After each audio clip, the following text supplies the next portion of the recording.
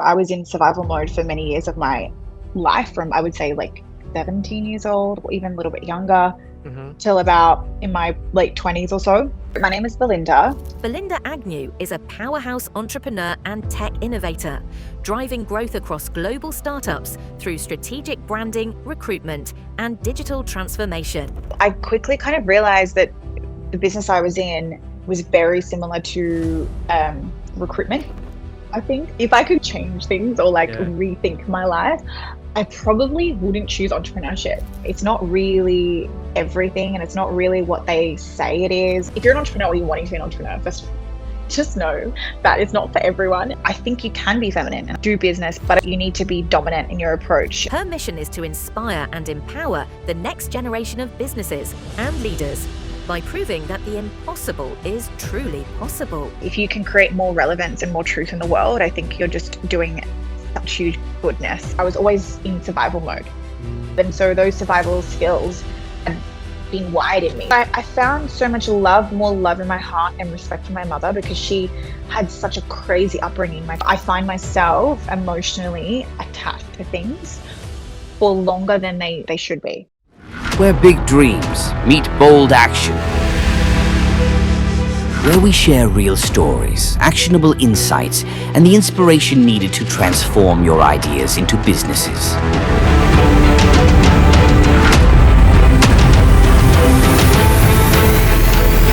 Are you ready to turn your ideas into success and be an inspiration to others? Join Inspirepreneur. So my name is Belinda, and I would consider myself as one of, I would say, the women that didn't necessarily choose the career that I had started and really choose the direction of where I was actually going. Because in my upbringing, I was raised by a single mother who, didn't also come from I guess, a privileged background to be able to do the things that she wanted to do in her life. So, that kind of journeyed me along in finding my own way to, I guess, survive. So I was in survival mode for many years of my life, from I would say like 17 years old, or even a little bit younger, Mm-hmm. till about in my late 20s or so. Sure. And so I started my first business pretty much in my early 20s. And I partnered with a company initially. Then I ventured out on my own and then started an RTO slash marketing agency, which we were partnered with universities, colleges, TAFE, etc. And essentially what we were doing is we were heavily funded with the government. So we were offering courses that were accredited to allow people to upskill, to learn business, to learn community services, or whatever it is that they wanted to do at the time in their life. And then I was running that for about like five years or so, 6 years. Mm-hmm. And then I moved out of that because the funding had stopped from the government. Well, it didn't stop, but it subsided quite a ton. And the scalability of that particular business at the time just wasn't something that I felt was going to, the time and effort I had put in, I just didn't feel it was as scalable. So then I had left that business, then moved out on my own, didn't go into another partnership. I actually was like, oh my gosh, what the hell am I going to do at the time? I actually left an 8-year relationship. I had left a business that I had, my first business. And at that time, I was like, I think I was living in Sydney at the time. And I moved to Melbourne. And I was like, Wow. oh my gosh, what am I going to do right now? Like, I was in my 20s and it was the prime of my life, right? I had already had a business. I took money obviously from that business, and I was like, holy shit, I have no idea what I'm going to do. I know nothing but this space. And I was obviously healing from my eight-year relationship that I was in, and that was all I knew as well. We lived together for like 5 years as well. And I quickly kind of realized that the business I was in was very similar to recruitment. So instead of recruiting students, I was like, what happens if I just like recruit professionals and then connect them to corporates? I'm pretty good at that. I'm really good at connecting people. And so I met a few girls in Melbourne at the time, and one of them is actually still a really good friend of mine, Tima Alhaj, and she's really big on LinkedIn. And she was like, why don't you just do a 30-day experiment where you post every day for 30 days on LinkedIn and then just see where that goes? And I was like, okay, so what do I do? And she's like, do whatever, do written content, do video content, do whatever you like, whatever your heart desires. Like, you've got no following. It's so fine if you fuck up. I don't know if I can swear in this podcast, Yeah, but she you was can. like, You can. it's so fine. And I was like, oh shit, okay. And at this time, I had never been in front of a camera or like done anything like this. And I was like, this is really scary and so vulnerable because like people are gonna judge me, people are gonna like talk bad about me. And I was like, oh my God, what do I do? And so I just posted. I went on LinkedIn and I literally just talked about my walk I went on, a book I read. Over the weekend, I had a conversation with these types of people. What do you think about this? And I was just like literally posting the most random things, Karim. Like, it was so random. And I was like, how do people even like comment or like if people were loving it? And I was like, this is wild to me. I just didn't understand LinkedIn at the time or social media. Wow. But people were really liking my stuff. And so from there, I found myself speaking to a corporate company, which was Telstra, and then a recruitment company at the time. I contracted to a recruitment company because I wanted to learn the ropes because I had a contact with Telstra where they said they could give me exclusivity to assist with the growth of their talent if um, I then learn the ropes with another recruitment agency. So I contracted to a recruitment agency uh, for a few months or so. It took me like a couple months to really learn how things were working. It was very, very similar to my previous business. Started that, which was called Focus Recruitment, and then grew that for around 4 years. And then I was basically growing corporates with C-level talent and technology talent. And then from there, I found myself that a lot of my clients were in the tech space. And I was having dinners and lunches and things like that with these people. And they were like, I just raised like $5 million for this idea. And then another person's like, I just raised $2 million for this thing that I built. I'm going to Wow. do a series A for like 25 million because we're going to really scale out globally and things like that. And then I was like, fuck, am I in the wrong space? Like, what do you even mean? Like, wait, you guys just rate people just gave you money for this idea that you have? Like, what are you talking about? What is this even? What is this idea? Show me, how did you pitch? And then I didn't even know like what a pitch deck was. I didn't even know what a financial model. I had no idea of these things. And I was like, I have so many ideas. Like, what do you even mean? And so from there, I fell into technology because I had connected with the space. I knew a lot of people. I knew a lot of angel investors, high net worth individuals that were investing into companies. And then basically, I assisted brands with the growth of their strategy, the growth in raising capital, community marketing, that kind of thing. And then I fell into development, which was essentially like building our own products and scaling those products, which I recently left, and hence why I'm on a career break at the moment. But I'm obviously, in the space of I would say refinding myself, really trying to figure out where I want to align myself with and what types of brands I want to work with. But I'm super fortunate that, brands and networks have always come to me. And so I'm still in the space of technology. I'm still assisting, brands through my network. I'm still doing a bunch of the things that I was doing years ago, Mhm. but just in a different light.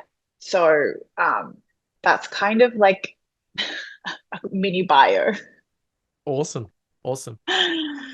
And I love how you're describing how, you were out with friends one day and people were talking about 5 million, 25 million and all those kinds of Yeah, things. And you're probably wild, thinking, this is wild, right? wild. And then you went on your journey along that journey, you raised some capital for other businesses, right? Or for Yes. yourself or whatever it is. Yes. What numbers are we talking that you've raised? Oh, Which so ballpark figures? it depends. Like if you're in a fintech company, you obviously need to raise like a million, like, 40 to 70 million dollar rounds, because you need capital to disperse to be able to fund other businesses that you're Wow. working with. So it just like depends. If you're a product and you're trying to scale a brand and you just need capital for marketing, or you need capital to go overseas and launch Mhm. overseas, then that's a whole different ball game. You're raising like, 5 to 10 million, 15 million, 20 million.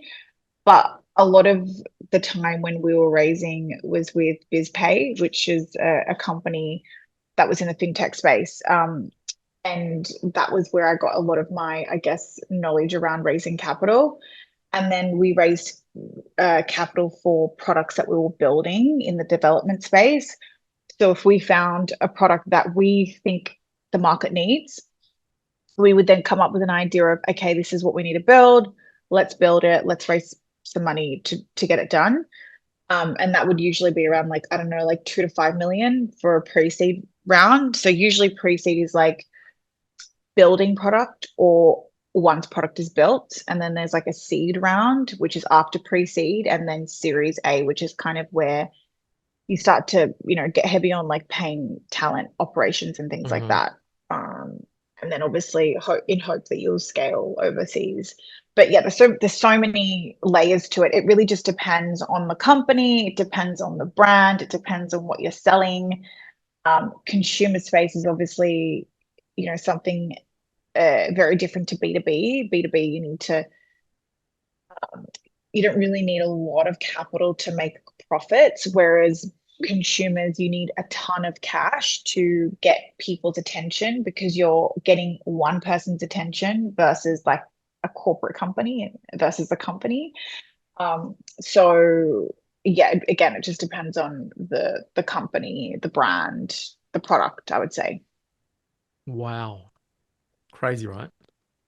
Crazy Yeah, money. it's wild. It's like the ideas, it's like you have an idea, you can literally, I will say though, I think people raising capital now, I feel like I wrote a post on this and it went seriously viral.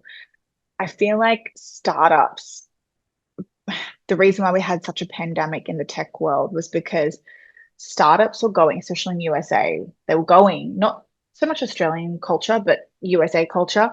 They Yep. were going out, like in simple terms, and saying, hey, I have this amazing idea. It's going to change the world. It's going to change the game. It's literally, the best thing ever. We're going to like wipe out Ubers. We're going to wipe out all these brands. Like, forget about this. This is the thing.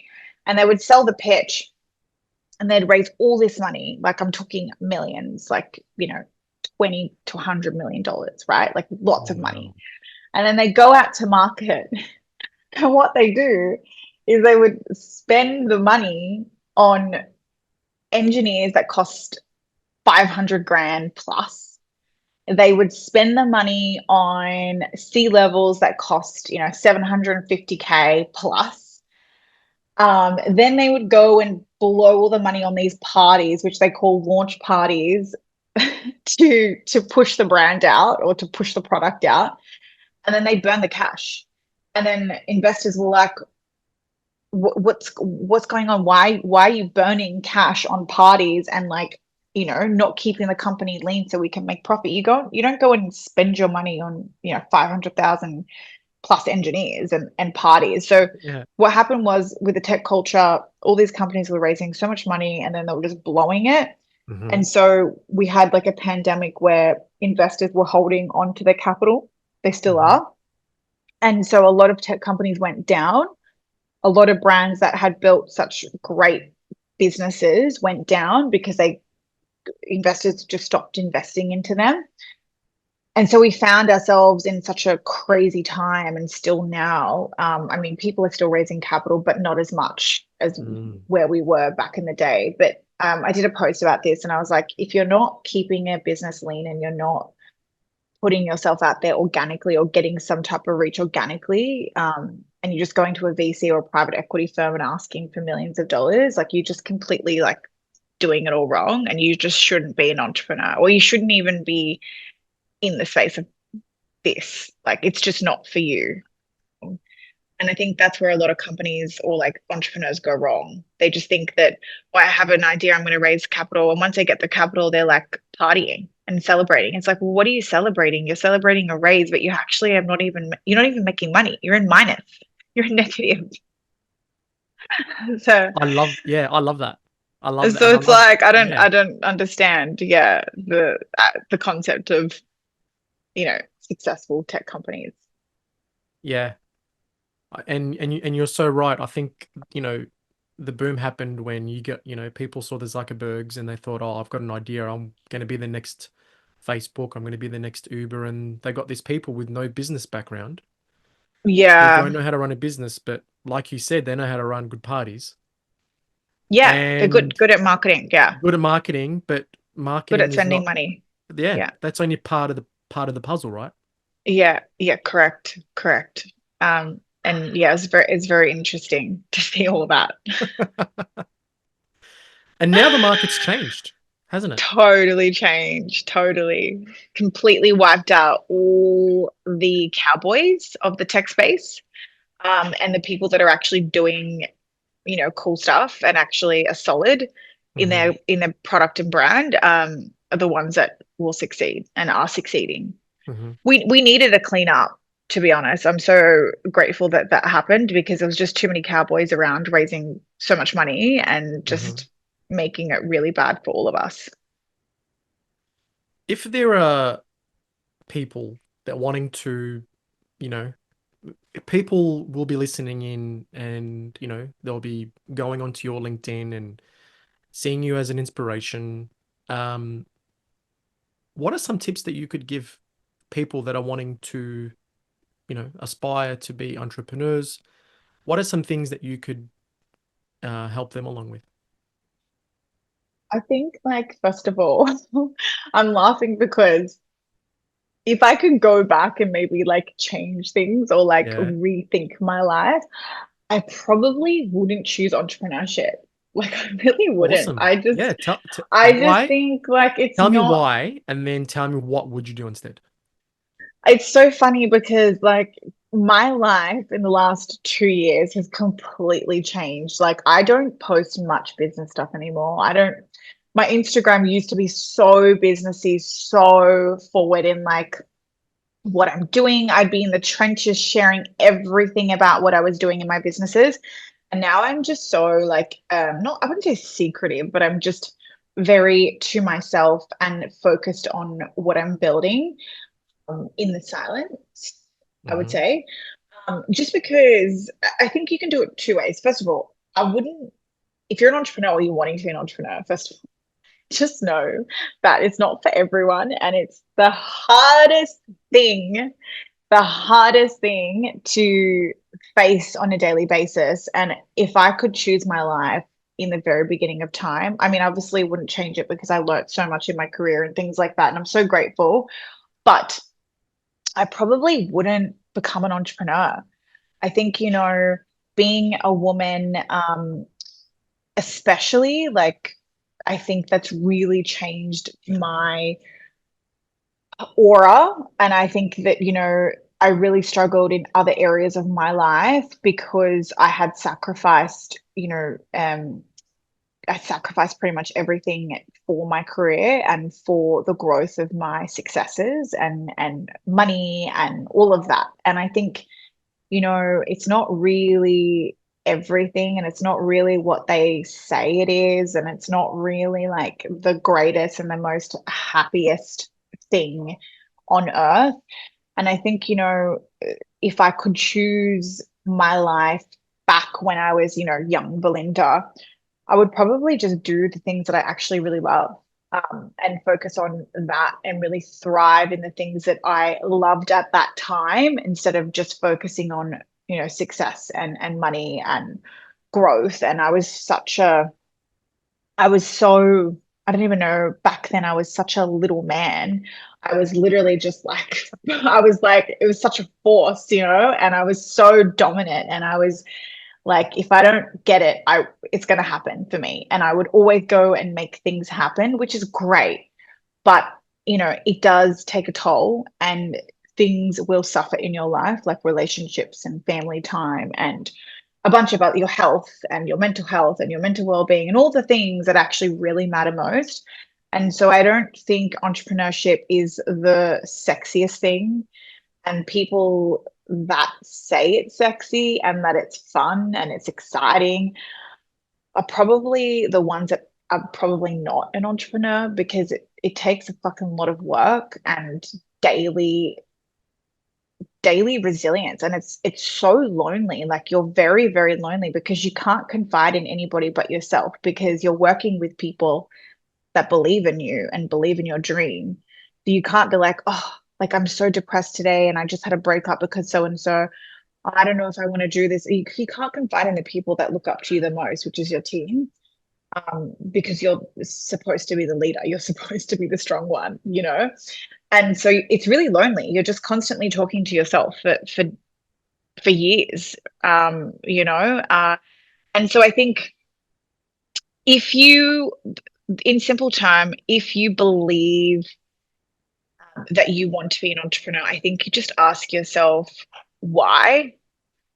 And I think, knowing why you want to become an entrepreneur can really, I guess, help you reflect on where that could get you, and I think what matters most to you. And I think for women in particular, like, I'm such a traditional woman now, but back then I wasn't a traditional woman. I was very like, I'm the star.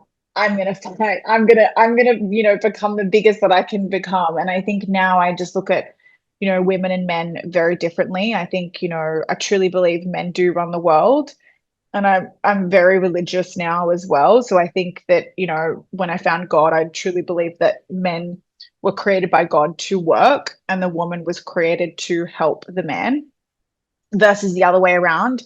And I think biologically, you can't fight facts, and so if you're a woman and you're trying to fight for this career and fight for this fame and fight to be an entrepreneur, I think one day it may potentially come down and may crash or burn, or or you may like feel stuck at some point in your life. And I think that's kind of where I journeyed down. So I think now, when I look at it, I'm just like, well, it was really great, but if I could change it, I probably wouldn't become an entrepreneur. I don't even That's know if I amazing. am one. I Nah, just think I just did business and, like, it worked, and that's really it. So yeah, yeah, and so thank you, so grateful that you brought that up, because people, when they think of entrepreneurship, they think it's sexy, they think it's, they're going to be driving around with Teslas and Porsches and Ferraris, and like they've made it, right? But it's not like that, and not a lot of entrepreneurs make it. I think it's only like 1 in 10, if that. And that yeah, journey, especially like what you said for you, it really burnt you out because you identified more as like, you're very feminine. I am And now. Yes. and you probably were then, but you were conflicted between, like, I really want to be successful, make money. I want to, I want to hustle. I want to, I was a little man. yeah. Yeah. But there was a version of you inside that was conflicted with that because it was really burning you Totally. out. Totally. Totally. And I guess when you go against your biological makeup, I believe that at some point in your life, you will start to realize you can't keep stepping outside of who you are, Hmm. because you think that you should be this person. And so I feel like, for women in particular, I'm not talking about men, men are very different, but I think for women in particular, um, we need to put on a certain mask and be a certain person, and really be in our masculine energy to be that type of businesswoman. And I don't care what women say. They say, oh, well, I'm very feminine and I use all my femininity to be able to do the meetings and get through and blah. And I was like, well, I think you can be feminine, and I think you can absolutely do business by being a feminine woman.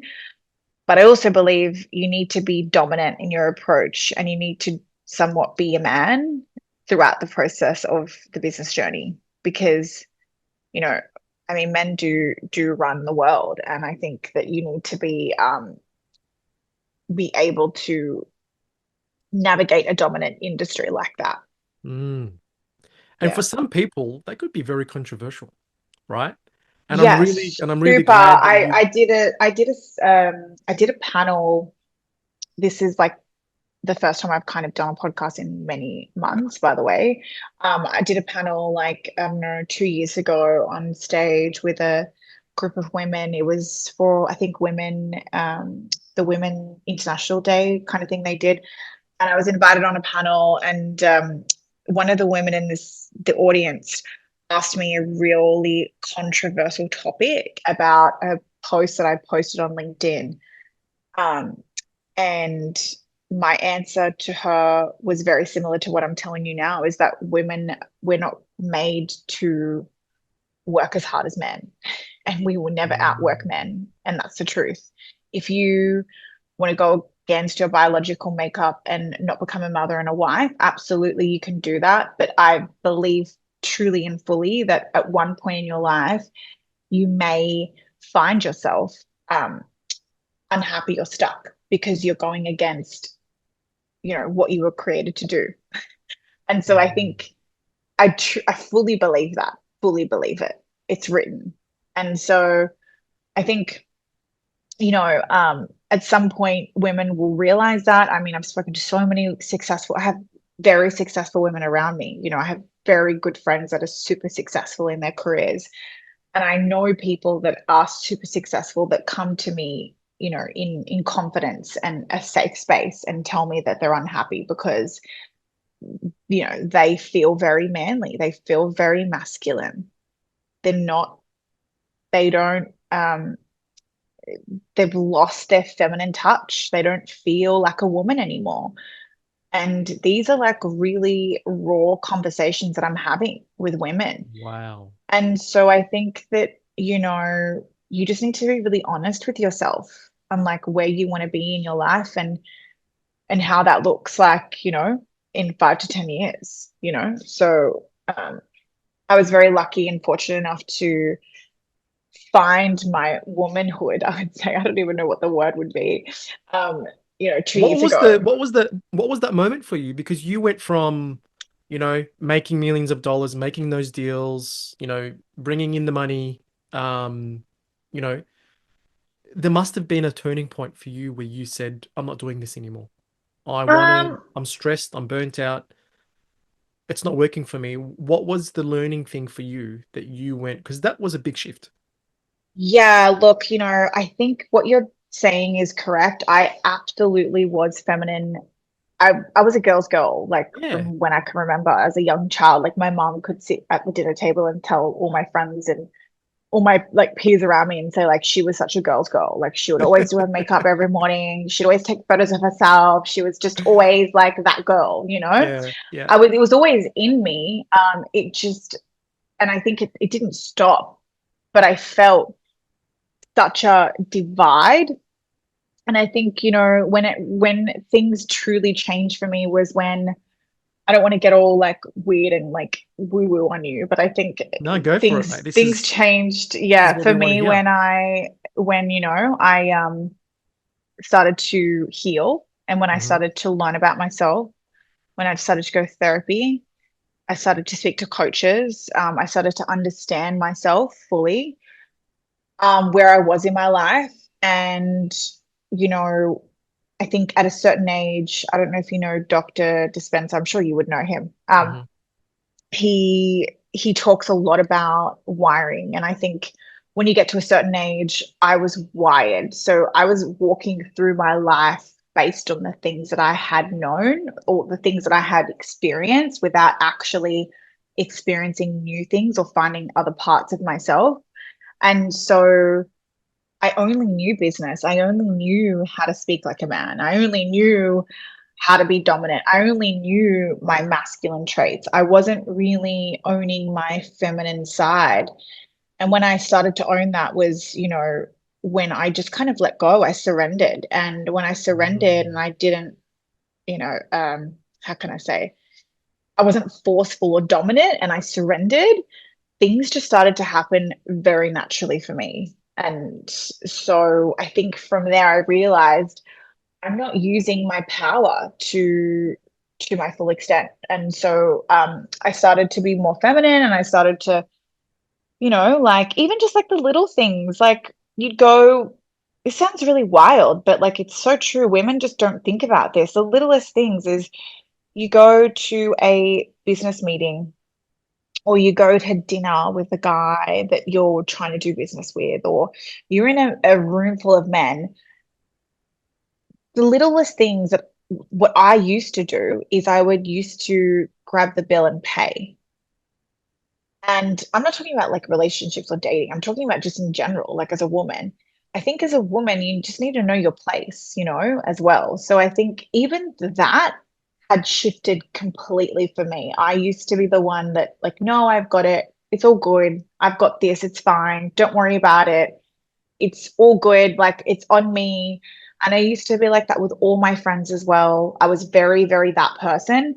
And then when I started to just kind of like sit back and let things happen, um, that's when I seen a huge shift. And I was like, wow, holy shit, I actually am a woman. Things actually do happen for me if I just sit here and Wow. do nothing. So I think it was just like that and a bunch of other stuff, like healing and understanding myself and really just kind of, stepping into like my faith and things like that as well had really shifted. Yeah. Yeah. You mentioned healing. Was that from that past relationship, or with other stuff going on in your life? It was a bit of everything, like I think relationships, career, men in my life that I was in business with, like a bunch of stuff, right? Like a Just a whole bunch of bunch stuff, of stuff. Yeah. bunch of stuff, yeah. And I was, always I was always in survival mode. And Mm, that's why I was such a man, because I only knew how to survive, right? So it's like I got to do what I can to survive. And so those survival skills had been wired in me. So whatever situation I'm in, I'm just thinking on survival mode. So I'm wow. constantly in survival mode. So I think, you know, decreasing that, or like I would say, allowing that to be less in survival mode has really Yes. helped me be more feminine. Who Yeah. you mentioned, if you were to turn back time and go back as a child, right? Yes. Who is Belinda? Like behind, like what people see now.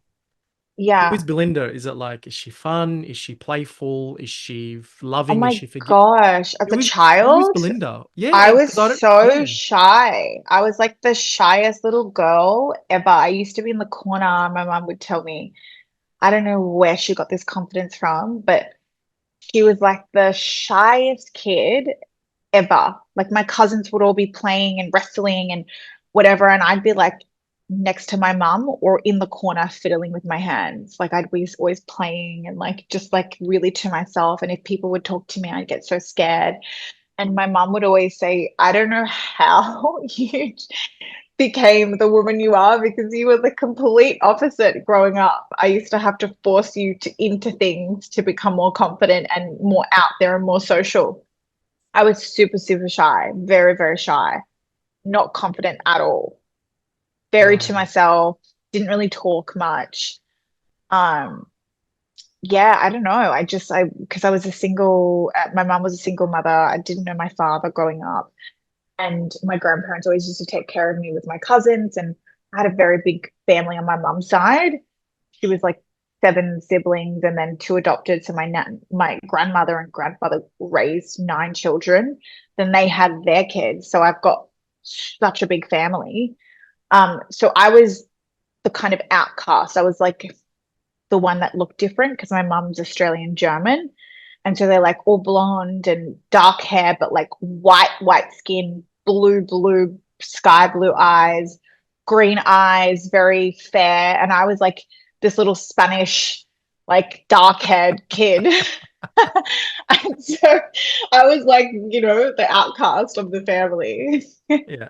How was it for you growing up with just your mum? I'm assuming, and you kept saying survival mode, so I'm Oh, assuming that yeah, you probably felt a lot of scarcity growing up. totally, totally. What was it like for you? I think I don't you've got daughters, you would know. Yeah. I think when you're young and you you're kind of attached to your parents, but then when you get to a certain age, I would say like your teenage years, you really start to resent your parents as a girl, because you're like, no, I know everything. You don't know anything. Like, I know what I'm doing with my life, And so I was super resentful, because I would always say to my mom, you were, just not there for me in this time, and you weren't there. And I would always blame her for things. And we had a really bad relationship. We'd argue all the time. And then we had a huge fight, and then we made up. And I think when I was in my late 20s, mid 20s, um, we started to reconnect. And then I didn't fully understand my mother until I hit, I would say, like early 30s recently. So um when I started to do all my like healing journey and really finding myself and things like that, I really found such a love and respect for my mother in raising Mm, me, because she was on her own. She had her own journey. She had me at 18. On her 18th birthday, she was pregnant with me. And it's like, wow. wow, she was a child herself. Like, how would she even know how to Yeah. raise a child at that age with no help, no dad, no, like, the grandparents weren't around at that time. Like, my mother had such a crazy story, and I really like found such a huge love and respect for my mum when I fully understood her story more, because I was like, wow, what a woman. What a woman to raise a child like me, and like how I came out is just incredible. And so our relationship is so, so strong. She was here like the other week for a whole week in my apartment, just staying here with me. So we like I talk love all that. the time about everything. We have such a really good relationship now. I love that. Yeah, And it's and amazing. that, yeah. And that moment would have been pivotal for you to be like, you know what? Like, I need to give my mum more credit for what she's helped me Oh with. my gosh, That would have been a big moment for absolutely. you. It was huge, because I found so much love, more love in my heart and respect for my mother, because she had such a crazy upbringing. Like, she had so much trauma and everything. Mm, And I was like, if I could have the resilience and the strength that my mother had and still has, she's very, very such a strong woman. Like, it's very hard to see her cry. She still is very, very strong. I'm trying to like make her cry. I'm like, Mom, be more emotional, be more feminine. Stop like being this yeah. masculine woman. And she's such a hard worker still. I just, I have so much respect for her. Like, um, yeah, I mean, if I ever had that life, I'd probably, be in a different, I'd probably take a different path. So I think, I Yeah. give so much respect for her for doing what she did. Yeah. And I really respect you owning your truth. However Mm, controversial it is, you are yeah, standing by what you feel has worked for you, and you're wanting to spread the message no matter how many people are like, Belinda, stop saying that, women shouldn't be working, that it's, that's a man's thing and all that kind of thing. Regardless of all that, you are so strong and courageous within your own core. yeah. You're just going to say it how it is. And if it helps people, great. If not, if they don't want to listen, then they don't have to listen either. I think it's just dependent on your journey. I think that I always, um, I always used to be very careful with what I would say. I'd always used to be very politically correct pre like in my business career, I would say like, I don't know, 4 years ago, I wasn't. I was very like out there, very controversial, very like talking about everything that was on my mind. But before that, I was very politically correct. I was very careful with what I would say, how I would say it. I'm still really careful in a respectful way. There's a difference between being open-minded and saying things, but also being really respectful as well Mhm. of people's choices and where they are in their journey. And I think that you know, Jordan Peterson, um, he's an incredible author and he does a ton of things in the space of psychology. And he said, you know, every night or every morning, sit at the end of your bed. You probably heard him say this before. Sit at the end of your bed and ask yourself the question before you check your phone, before you go out into the world or whatever. Ask yourself the question, have I not told the truth? And if I haven't told the truth, where has it gotten me? And if I have told the truth, where would I be? And it was so powerful. He probably didn't say in those exact words, but that's how I related his saying. And basically the point of it is you should always lead with the truth. Because if you're not Mm. leading with your truth, you will always end up in rooms where you're not supposed to be. And I think for me, you know, I've always not led with the truth, in my career because I've always been scared if I say the wrong thing that I'm not going to get here and I'm not going to be able to do this and I'm not going to be able to do business here or whatever. And so I think that if you just lead with your truth and be honest with who you are, people actually respect that so much more. And more than because everybody is going through something. And if you can create more relevance and more truth in the world, I think you're just doing such huge goodness and just allowing other people to speak about their thing, right? So Mhm. yeah. Awesome. I love that. I love that.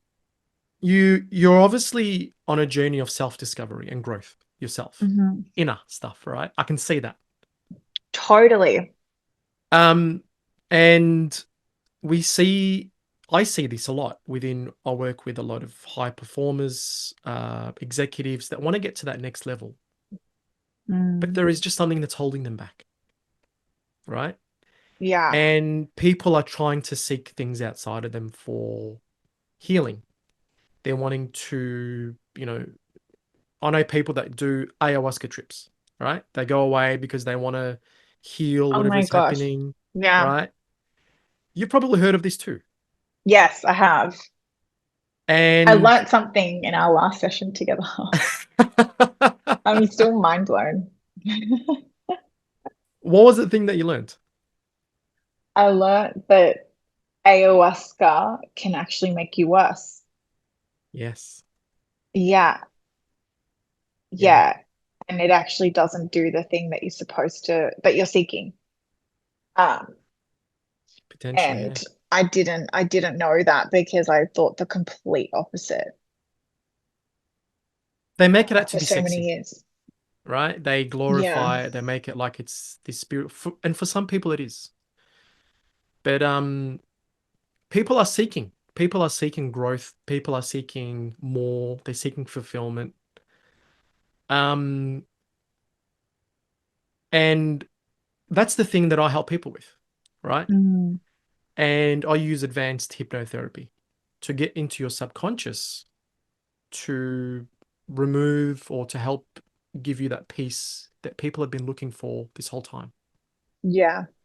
So if I was like I think, and I'm going to be biased here, right? Joe Dispenza is great. I know a lot of his work. I've read, he's part of my inspiration of what I'm doing. But even know that he's got gaps in what he does. He can't do the hypnosis like I can. Mm.